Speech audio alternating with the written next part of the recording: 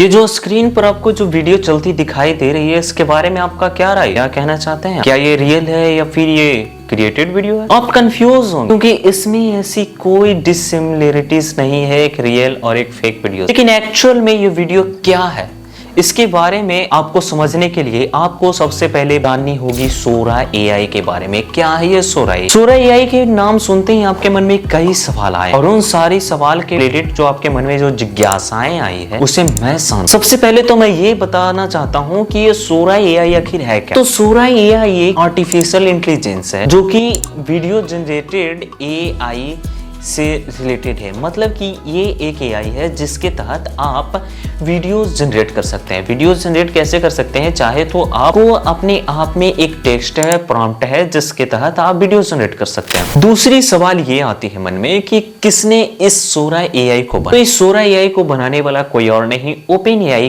Company ही। Open AI ने पिछले दिनों पहले ही चैट जीपीटी को लॉन्च किया था जो कि टेक्स्ट टू टेक्स्ट एआई है, जिसका इस्तेमाल करके बहुत लोगों ने क्रिएटिविटी अपनी बढ़ाई है, अपनी एफिशिएंसी इंक्रीज कर ली है।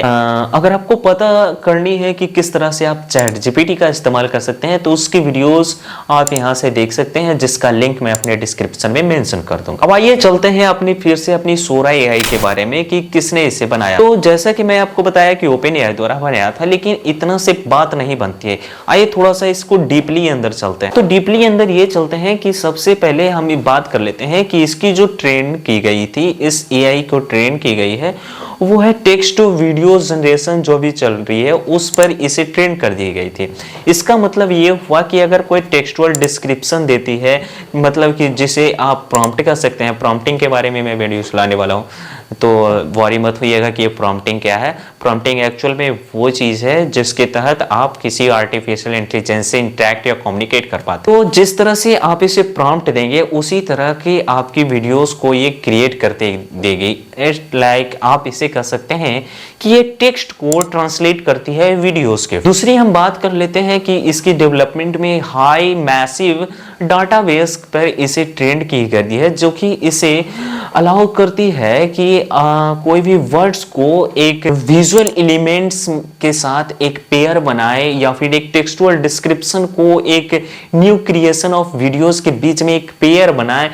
मतलब कि जो वर्ड हो उसी एज लाइक सेम एक वीडियो का क्रिएशन। ध्यान रहे इसमें आप ओनली कुछ ही सेकंड का ही वीडियो बस क्रिएट कर पा सकते हैं। लॉन्ग वीडियोस का क्रिएशन इससे पॉसिबल अभी तक तो नहीं है। अब इतनी सारी बातों को जानने के बाद आपके मन में एक सवाल आना ये जरूरी है, क्या इंपैक्ट पड़ेगा इसका ह्यूमन लाइफ? किसी भी चीज का दोनों तरफ इंपैक्ट होती है, एक नेगेटिव इंपैक्ट होती है, एक पॉजिटिव इंपैक्ट होती है। तो हम सबसे पहले बात कर लेते हैं इसकी पॉजिटिव इंपैक्ट। पॉजिटिव इंपैक्ट के बारे में सबसे पहले हम ये बात कर लेते हैं, सबसे पहले तो इसका इस्तेमाल वो लोग करेंगे जो कि कंटेंट क्रिएशन करते हैं।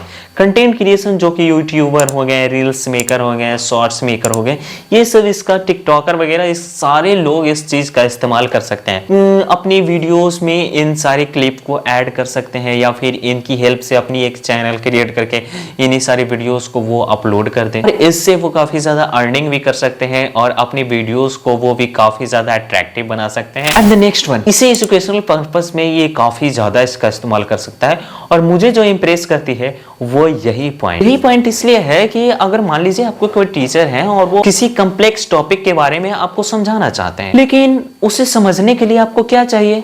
एक बेटर अंडरस्टैंडिंग। लेकिन कुछ ऐसे टॉपिक्स होते हैं जिसे अगर आप वर्ड में बस सुन लेते हैं तो उसे समझना मुश्किल हो जाता है। लेकिन अगर आप अच्छे से समझने के लिए आपको मैं एक उसी टॉपिक से रिलेटेड एक विजुअल वीडियो में दिखा दूं, आपका माइंड उसे बहुत जल्दी कैच कर लेगी और आप उस टॉपिक को समझ पाएंगे। तो इसका इस्तेमाल एजुकेशनल पर्पस में इसी तरह किया जा सकता है कि जो भी टॉपिक है उसी से रिलेटेड विजुअलाइजेशन का काम किया। And the third word is entertainment में आप कह सकते हैं कि कुछ इंटरटेनिंग प्रॉम्प्ट अगर आप इसे देते हैं तो इंटरटेनिंग वीडियो क्रिएट होकर मिलेगी और इस वजह से आप तो शायद तो भी शॉर्ट्स वीडियो बनाकर ही इंटरटेन कर पा सकते हैं।